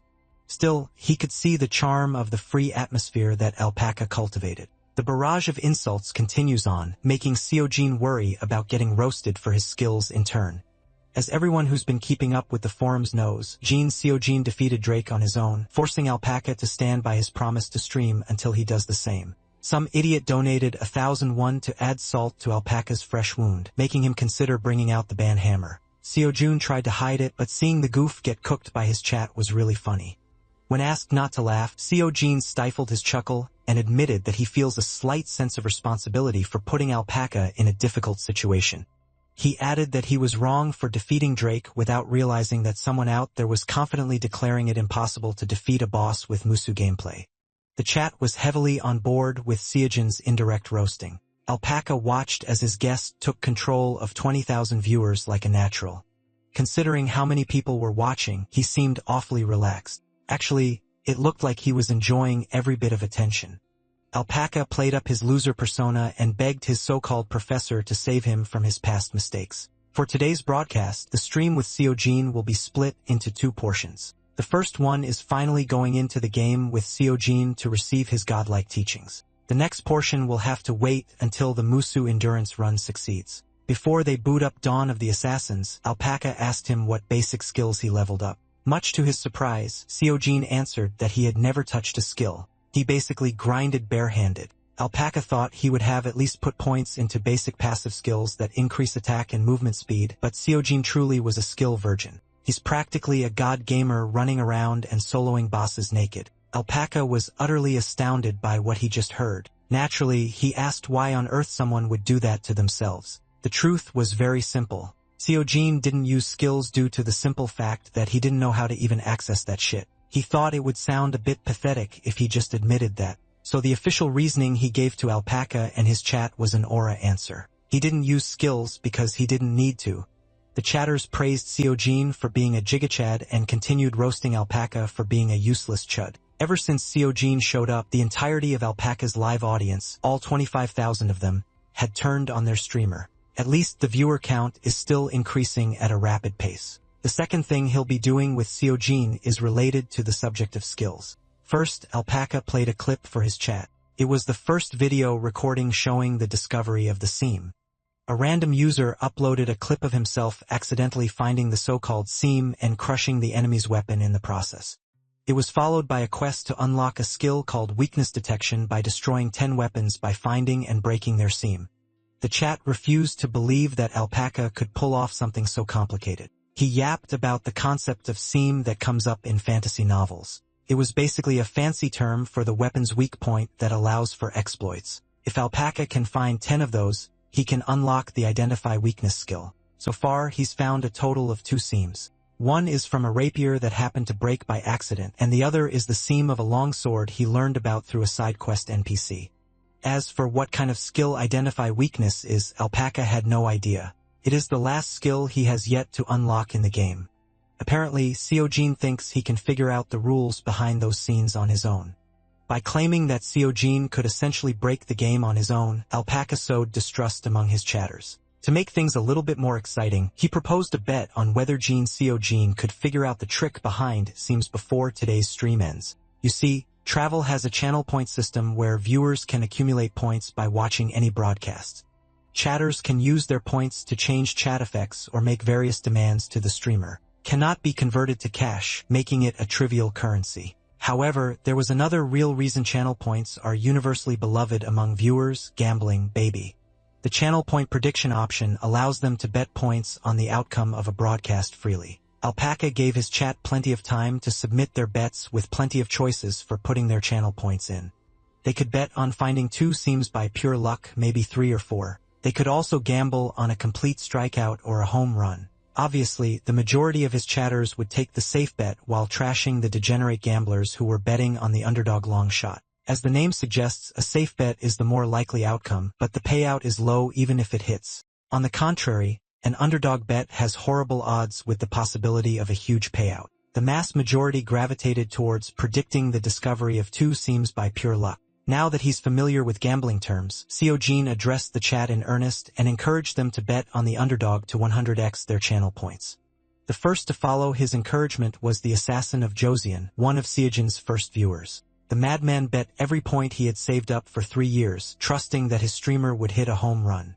Naturally, Alpaca's chat clowned him for being a sucker. Seojin, on the other hand, congratulated Jom in advance for the guaranteed 100x max win. Finally, Alpaca and Seojin booted up Dawn of the Assassins. They spawned near a lavish mansion where a young NPC was sadistically cutting up a young man. The young man desperately apologized to his lord on his knees, begging to be spared. Instead of showing mercy, the young lord dared his victim to run away and save himself. His palms are sweaty, knees weak, arms are heavy as he crawled away, but Lewis Neville never intended to let him go. Watching the torture scene from afar, Alpaca explained to Seojin that Lewis is the son of Richard Neville, ruler of the far northeast. Alpaca dared Seojin to check the young lord's skills and lend him an ordinary steel sword to use. Even if one knows where to hit the seam to break it, actually pulling off such a precise strike is not that easy at all. Alpaca would know. He tried recreating the video many times, and he found it harder than parrying. While he was yapping on and on about how luck plays a part in breaking a seam, Seojin pounced at the sadistic brat. He broke the enemy's flimsy sword in one strike and pressed the attack for a one-hit KO. Just like that, he unlocked the quest to unlock weakness detection. 1 seam down, 9 more to go. The chat buzzed with a mix of praise for Seojin and mockery of Alpaca. The Musu god is just built different. Admittedly, Alpaca failed a ton, barely succeeding in breaking Lewis's rapier. Still, one successful attempt doesn't necessarily prove that he could replicate the process, but that only applies to normal players. Jin Seojin, nameless himself, had finally confirmed that his method was correct. Still skeptical, the chat called him a snake oil salesman for trying to sell them an impossible idea. Alpaca tried to keep his chat in check, but the guards finally arrived and they were marked as intruders. This was the perfect opportunity to convert the non-believers 1/ at a time. Seojin was very familiar with the concept of exploitable weak points. In his past life, the Shaolin monks who achieved insight were able to see beyond the surface world. Even though his martial prowess as the sword god was at the pinnacle, he was not a monk, so he couldn't see what they saw. But still, he was trained to emulate that so-called insight. Just like back then, he just needed to grasp the true intent of the fighter in front of him. Once he gets a good grasp of the enemy's intent, the many cracks in their stance will automatically reveal themselves. This time, Seojin welcomed the incoming guards with his eyes closed, making the chatters think he had given up. A shield bearer tried to knock him off his feet, but he simply swung his blade at the perfect angle. Grasping the guard's intent, the exploitable seam on the shield's surface revealed itself. Cutting through the invisible line that only Seojin could sense was a breeze. In complete darkness, seeing through the armament's essence was a smoother process. Contrary to what the chatters were expecting, Seojin was able to shatter an enemy's weapon for the second time in a row. It was then and there that Alpaca knew that he was watching greatness in action. The chat was equally flabbergasted by the display of insane mechanics. That man just found a seam, destroyed the weapon, and killed the guard with his eyes closed. It was some truly genius-level stuff. Alpaca was about to interview Seojin about what he just did, but was distracted by a 1,001 donation calling the stream disgusting, rigged, and fake. Being accused of faking and scripting a stream made Alpaca heated as he denied the baseless claims. Up until a second ago, he was one of the people who thought Seojin was just bluffing. How could he rig the fight if he was a non-believer himself? Many chatters jumped on the bandwagon, condemning the broadcast as a fake stream. In truth, most of them were just salty because they lost precious channel points on a bad bet. Seojin defended himself by reminding everyone that he told them to trust and bet on his success in the first place. According to the betting board, the safe bettors weren't the only ones in danger now. Only 1% of the audience predicted that he would find 4 or more seams in a single stream. That means 99% of chatters with channel points on the line are about to get screwed. At least they'll all be screwed together. As long as they don't fail alone, it should be fine. Seojin shared that sentiment and turned the atmosphere lighthearted amongst the chatters. Alpaca was very impressed by Seojin's ability to tease the viewers while leading the flow in his favor and staying likable. He's not just good at the game. He has a good sense for streaming too. Jin Seojin is the perfect collab partner. Alpaca won't have to carry the stream by himself. With the guards out of the way, he interviewed the man of the hour regarding what he had just accomplished. The chatters were curious what his actual job was in real life to have such monstrous skills and reaction time. To satisfy their curiosity, he truthfully answered that he's just an ordinary chill guy in his 20s. Alpaca was insulted that this dude, of all people, claimed to be ordinary. Calling himself just a chill guy with a face sculpted by the gods should be considered criminal. Alpaca revealed to his chat that what they see in the game is exactly how Nameless looks in real life. No customization required. The chatters didn't know what to feel. Some of them demanded a balance patch to nerf his looks, and some of them simply accepted that the world is unfair sometimes. One chatter donated 10,000 and one just to say that something has got to be small to balance Seojin out. It took a moment for Alpaca to understand, but as soon as he did, he turned into a chihuahua willing to call on his greatest weapon, the permaban. Seojin had to hold him back from nuking his chat. In the end, he agreed to let the disrespect to his master's pecker slide just this once. Behind the scenes, the donor was hounded by the other chihuahua lurking in the chat. Lee Suhan extorted the poor donor's wallet for a bailout. Getting back in the game, Alpaca repeated his question about how Seojin was able to pull it off. To be honest, he wasn't exactly seeing the seam. According to him, he just instinctively knows where it is due to the simple fact that he is a genius. Alpaca wanted to hit him in the head right then and there. After getting over the initial shock, the entire chat erupted in laughter at the obnoxious answer and Alpaca's reaction. Slumping and melting on his feet, Alpaca urged Seojin to show mercy, and elaborate on his answer a little more.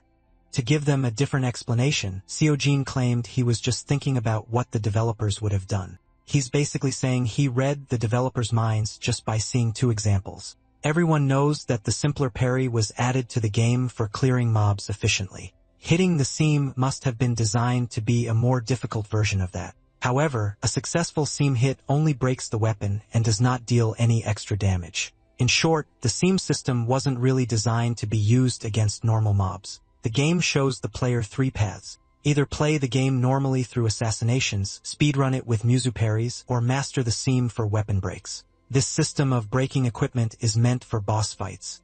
The first boss, Drake, had an ironclad defense and attacks that were nearly impossible to parry. Rather than giving a lecture about game systems, the clear-eyed madman casually announced that he would try taking down the second ruler for a demonstration. Naturally, the underdog bettors who were holding the line suggested that he should find a safer enemy first before going after the ruler in fear of losing their points. Instead of listening to the gamblers in chat, Seojin asked Alpaca to open one more point prediction betting line. Of course, it will be a wager on whether he can destroy the ruler's equipment today or not. This time, the channel point prediction was much simpler, a simple yes or no bet. Seojin reminded the viewers to trust and follow his lead. Go all in on yes. After killing the son, it is now time to face the father. The ruler of the far northeast and royalist leader, Richard Neville, was programmed to avenge his piece of shit son by any means necessary. Clad in full armor and equipped with a great sword, he suffocated Seojin with non-stop attacks. Despite the ruler's onslaught of deadly and unpredictable attacks, Mr. God Gamer was still in full health. He tried to sense the wildly winding seam running across the great sword, but it felt impossible to exploit. Even Alpaca, who was spectating from the sidelines, had no idea how Seojin could pull this off through sheer mechanics. The fight was taking a little too long for his liking. While continuously bobbing and weaving from ferocious sword strikes, he read Alpaca's waning belief that he could find the seam. He didn't even look at Alpaca's direction, yet he read his thoughts perfectly. The degenerate gamblers in the chat were starting to turn on Lord Nameless. According to some more experienced viewers, Richard Neville's weapon is made of a special material. That sword might not even have a seam to abuse at all. Hearing that stirred Seojin's competitive spirit. His senses expanded past the sword and enveloped the ruler's entire being. It's time to check whether this boss was really unexploitable. Finally, Richard swung his great sword wide and strong, making a full arc. Nameless sidestepped the impact and prepared an attack of his own. The boss was growing tired of his repeated tricks, insisting that nothing could break him. But Richard Neville was sorely mistaken. For the first time since the fight started, Seojin was able to stab a weak point with the tip of his blade. He did not stop there. Taking the ruler of the far northeast by surprise, he drove the blade even deeper into Richard's virtual flesh. Alpaca was hyped. This might be the turnaround he was waiting for. As soon as that blade pierced through the armor's gap, it was basically over. Seojin's view of the seam had never been clearer. He followed that clear line and systematically dismantled Richard Neville's armor with frightening speed and accuracy. The unlock condition for weakness detection requires 10 broken weapons via the seam. He met that requirement in one boss fight by dismantling the royalist leader's armor piece by piece. Alpaca and his chat were losing their collective minds. They never would have thought that the troublesome second ruler of the game could be dominated in such a way. As a result, zero-skill Seojin became the first player to acquire the rarest skill in the game, weakness detection. Like a veteran entertainer, he turned to his audience and admitted his mistake. The chat was right. The ruler's sword was unbreakable without a seam to abuse. The same cannot be said for Richard Neville's armor and body, though. By the time the borrowed capsule opened up, the sun was already setting. When Jin Seojun opened his eyes, the first thing he saw was Lee Soo-han, respectfully bowing and showering him with praise for an incredible stream. Seojin also thanked Soo-han for letting him borrow a top-of-the-line capsule, but little bro responded by lowering his bow to a perfect 90-degree angle to one-up his gratitude. If anything, Soo-han was honored to let his capsule experience the gameplay of a god gamer. When they returned to the living room, Kim Tae-woo surprisingly stuck around. He canceled his own stream to watch. There was no way he would miss his roommate's first collab. Tae-woo also urged him to hurry up and leave to rescue Alpaca.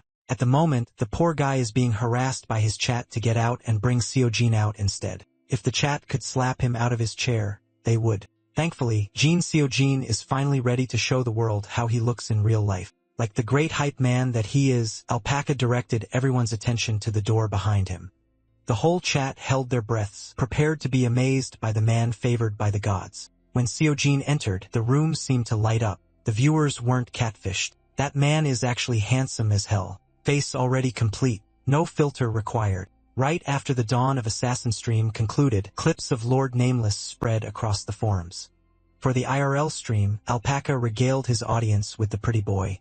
The reactions ranged from jealous ink Ls to chatters being thirsty. Of course, the chat quickly devolved to comparing how ugly Alpaca was sitting next to a peerless beauty. He tried to clap back, swearing that he looked pretty decent back when he was in his 20s too. He just gained a little weight is all. Mentioning his weight was a mistake. The chatters knew what would make him feel even more conscious of his appearance, and they repeatedly poked fun at it. His only saving grace was the chatters who didn't watch him for his looks in the first place. Feeling depressed and deflated, Alpaca left the room to get things ready for the next part of the stream. Seojin was left to entertain tens of thousands of viewers by himself while Alpaca prepares dinner for their collab after-party. Left alone in the streaming room, the donations rolled in. People were throwing money at him just to be noticed. There were a lot of flirty messages in the chat, but he could tell that all these chatters were dudes. From that point on, Seojin grew suspicious of every donation hitting the stream. Some of the hardcore gamers in the chat wanted to ask him more about weakness detection and the fight from earlier. The skill itself was very straightforward. Weakness detection allows the user to more easily destroy equipment by striking along the marked lines. If the chatters want to see more of his gameplay, they'd better tune in to his stream tomorrow. It was a shameless self-promo, but the hustle was respectable. Seojin was having fun interacting with the chat, so he opened an Ask Me Anything Q&A. He was asked about what a fragment of order was, but he wasn't entirely sure what they are or what they do. They asked about his workout routine, and he truthfully answered that he mostly just runs. As for why he chose Dawn of the Assassins as his first stream game, a friend recommended the game to him. After the Q&A, the celebratory dinner was served. Kim Tae-woo also introduced himself to the chat as the friend who recommended Seo-jun to play Dawn of the Assassins. Some of the chatters recognized Tae-woo, flaming him for not streaming and bringing out his GigaChad friends sooner. Some were curious how they became friends, so Tae-woo proudly answered that they've been buddies since high school. They even live together now. That was a mistake. Some chatter brought up the fact that Tae-woo often talked about his roommate in his streams. Unbeknownst to Seojin, Tae-woo's viewers already know him as the legendary roommate. Tae-woo tried to hide the messages in chat, but that only made everyone in the room curious. Suddenly, someone donated 1,000 won with a travel clip attached. Seojin pushed his dumbass roommate out of the way of the phone and opened the clip. It was a clip straight out of Kim Tae-woo's stream, yapping about some funny story. According to Tae-woo, his roommate is a pretty decent guy, but sometimes he does the weirdest things. One day, Seojin got dirt on his phone, and he started scrubbing it with soap. When asked why he was doing all that, Seojin argued that his phone was waterproof, so it's okay. The day before that, Tae-woo asked his buddy to cool the capsule down with a cooler, and that weirdo crouched by the capsule to use a small handheld fan on it. Seojin was wholly unaware that this so-called friend of his had painted him as some kind of freak who knew nothing about common sense. As punishment, Seojin turned his cheek into a piece of meat for tonight's final course. The chat loved the dinner shenanigans a lot. After a great meal, Alpaca formally thanked Seojin for such a great collab. He humbly returned the thanks, given how much he learned collaborating with a far more experienced streamer. Eventually, they broached the topic of Seojin starting an YouTube channel. Although he would like to get his videos out to the world, he's still pretty inexperienced on that front. If he's serious about breaking into the industry, Alpaca suggested that he should find an editor first. If Seojin would like, Alpaca would be happy to introduce him to an editor he knows. After a great meal, Seojin cracked open a cold can of beer to unwind. The first sip of alcohol paired with the view from the balcony was refreshing. Alone with his thoughts, he seriously considered starting an iTube channel. According to Alpaca, iTube can only help his stream grow so much bigger. It's a surefire way to blow up, not to mention the sweet revenue that comes from the views. The only bottleneck in how much a channel thrives depends heavily on the editor's skills. Since capsule games are fundamentally different from other titles, it is rare to find an editor who can make them pop. All the editor talk got Seojin curious about how Suin ended up becoming Alpaca's editor. According to Little Bro, he was just a regular office worker before he partnered with Alpaca. He just stumbled across his stream one day. From the jump, Alpaca had a good sense for streaming and entertaining an audience. He was severely limiting his growth by not uploading videos, and his channel was just gathering dust. Lee Suhan took it upon himself to revive that man's career, so he reached out to Alpaca himself. That was back when Alpaca was just a total nobody, just a goofy guy with a camera. Suhan saw the potential and quit his job to edit his videos full-time.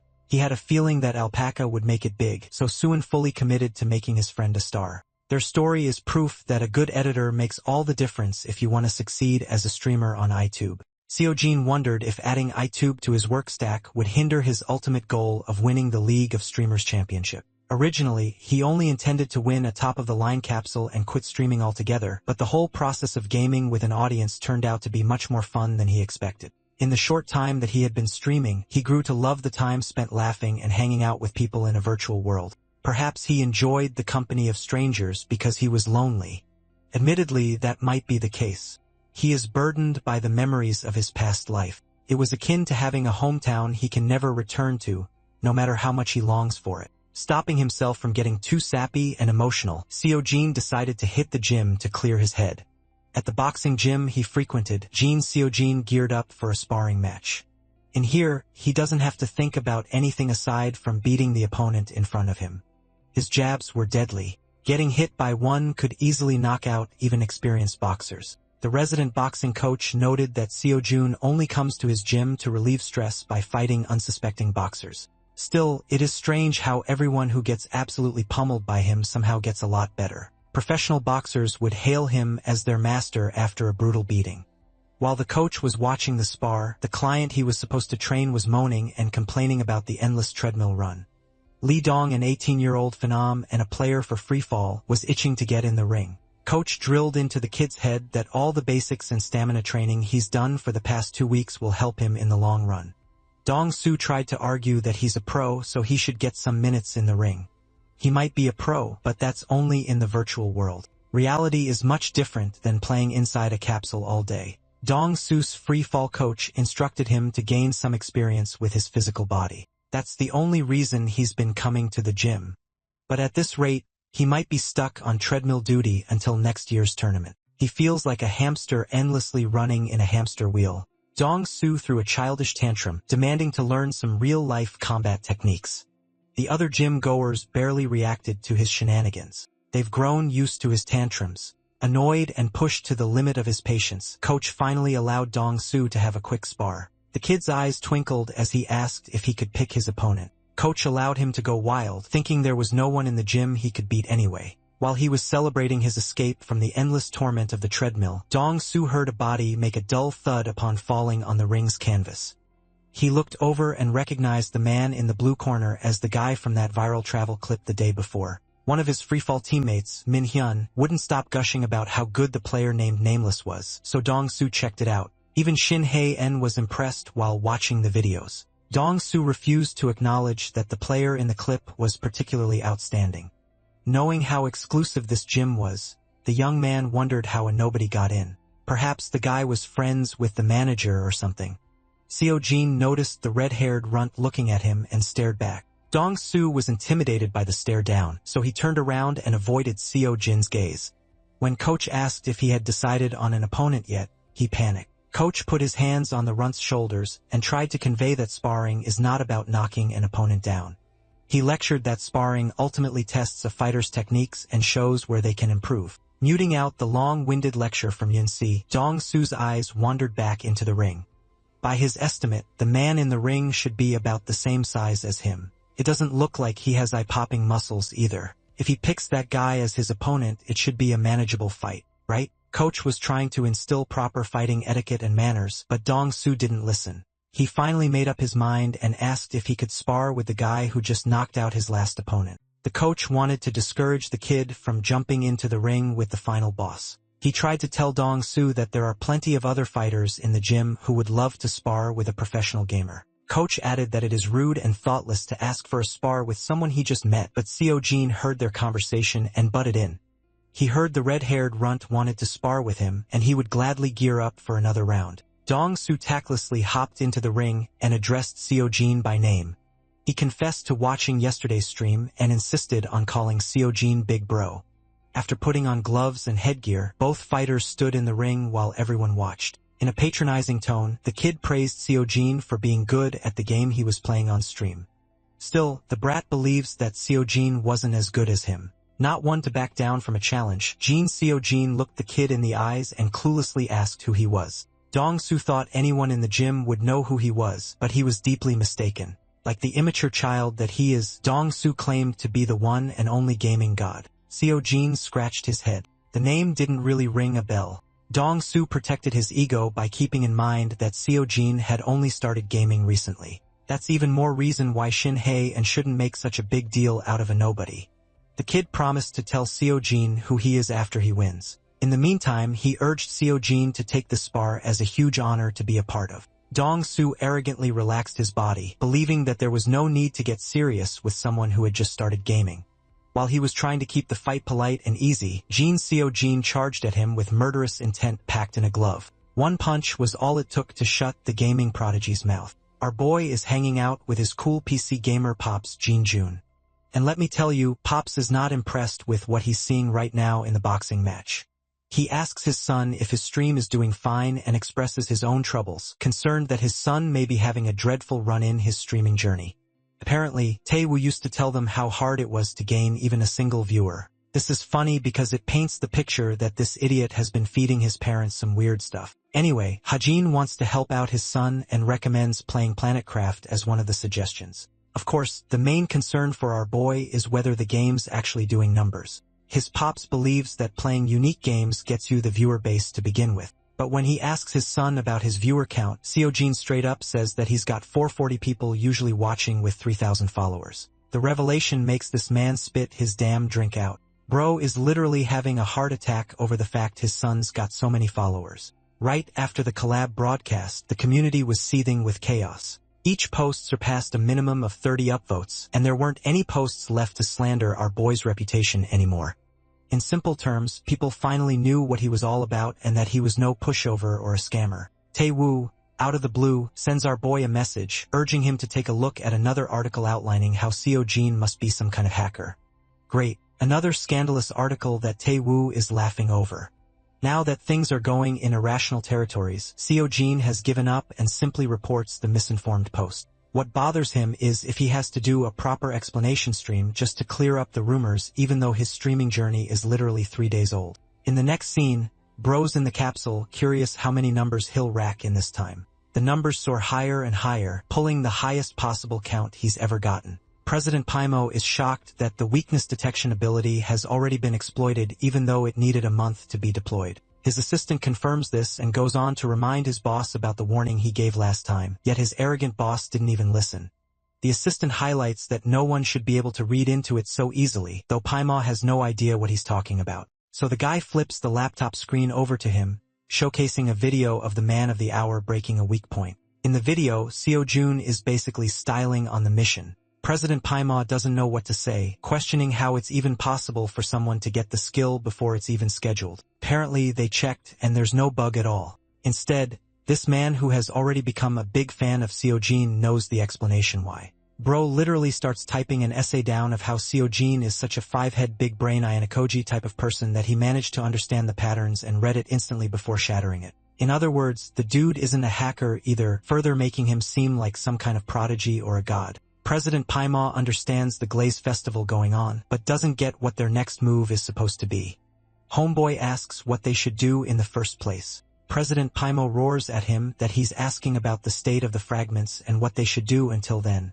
The fragment of order is not a joke. It's one of the hidden Easter eggs that hinted at the incoming product of the company. Because once all 4 of them were gathered, a chain quest would open up for the person challenging it. There's actually a teaser video also prepared for that moment to come. Everything was naturally and properly calculated, a proper method that Primo himself perfected. One small issue. Thanks to the involvement of our boy, the same perfect calculation went off the rails because of one stupid player. Paimon sulks in defeat, questioning how long it will take for them to make another teaser video, which he learns is about 1 month. And if they're really pushing it with the extra hours, it's even possible to get it done within a week. But the big question is, what happens if the streamer ends up collecting all the fragments within the time period? His assistant is happy to answer that one with radiating confidence because, you see, he's fully certain that Seojin will end up gathering all the crystals even before the weekends. Yep, not the answer that his boss wanted to hear. Paimon orders his bitches to get the hell out. Talk about being the most useful and the shittiest employee at the same time. Paimon's done with life. When suddenly he comes across a video of Seojin making waves again, it's so hard to believe that this random newbie is capable of pulling miraculous feats. Even someone in his position is starting to doubt what the hell is going on. Currently, our boy's view count is at a massive 120,000. His techniques are all put up for display, how he slaughtered each and every single one of his opponents with finesse. Each fight is so epic that Paimon has turned into a fangirl himself, who is really happy that someone is smart enough to use one of the original strategies that he devised to take down Drake. It's 3 a.m., and he suddenly realizes that Paimon is feeling a strange kind of fulfillment lately. The game he poured his soul into is being enjoyed by all players in the world, making him really happy. This is the purpose of the game he set out to create, the dawn of the assassination squad. Bro's days are turning into a satisfying twist with the existence of Jin Seojin's existence, who is now hailing himself as a veteran newbie with 1,700 followers. The next time our boy comes up to stream, all his viewers are confused by his sudden change in title. Now that the viewership is doing numbers, the chat is moving fast too. That's why this dude prepared something in advance, Jom being his main line of defense and the other few chatters being his well-trusted assistants. These three are officially assigned the positions of moderators, the world's most serious job ever. The goal is simple: eliminate any trolls or rule breakers in chat. It's also deserving of these guys to become the mods since they were here for him since day one. Our boy actually personally reached out to them and ensured that they all agreed to the deal except one of them, that being the public restroom guy who ghosted him. Anyway, Bro publishes the new rules for his chat too. There are only 3 basic ones to follow which summarize using one's own common sense. Still, the viewers are curious about the title of the stream. And since everyone has been curious how he managed to find the weak point, Seojin figured why not show it to them. Bro apologizes first before revealing how he connected lines that were similar parts of the equipment for an easier cut. He then decided to report it himself knowing that no one would believe him anyway, a pretty insane move on that end. That's why Bro's stream title is about accidentally using a hack, which makes the chatters lose it because they can see how this man is trying his best to maintain fairness. With enough explanations aside, it's time for the broadcast. And at great timing, a notification pops up. Our boy assumes it's for the mission, but nope. It's a message from the creator of the game who lends this dude 1,000,001 if he can use weakness detection against the Ethereum Spire. The chatters don't get the purpose of it, confused if the goal here is to use magic or if magic can even be cut in the first place. To arrange things in his head, Seojin plays out the scenario, wondering if it's the real creator who's advising him this. The fact that's been giving 1,000,001 just for this mission alone is massive, which actually makes him believe that this might be the creator himself. The chatters insult him for being so naive that he has to ask that after so long when the answer is obvious. Let's come over to the city ruled by mages, the Ethereum Spire. The ruler here is Duke, the central figure of this mission, who does not hesitate to conduct human experiments in the name of research and advancement. Leaping up and around the district, we have Pipe Murderer 9000, who nearly makes a poor girl faint for being as swift as an assassin. Technically, she's right because Bro is indeed out here to assassinate his target, though the chatters ask to see if he even knows what the boss is. As always, Bro declines, appearing dense once more in front of his viewers and earning their insults for just going head straight. Refusing to make it more complicated than it seems to be, our boy navigates the setting, his best lead becoming the NPC mages, who he notes are pretty few in this region. The thing is, mages in general are pretty rare. The first few floors are trash, and the 4th is where the real fight begins. With the chat gone quiet, our boy's senses are telling him that something is about to happen here. One man asks the intruder not to enter inside restricted grounds, but Seojin being Seojin takes out his weapon in an effort to scare the guy and then goes on to deliver a pretty nasty hit to this guy's body, knocking the wind out of him as he hits the ground. Yeah. I don't know about you guys, but I'm not calling that a light hit. Suddenly, Bro's body begins to experience several changes as if it's forcibly paralyzed out of nowhere. Back there, a mage spills doom for the intruder who can't do anything from his position. Next, the same mage fires a heated blast, one that the sword god cannot even avoid from while he's immobilized in one spot.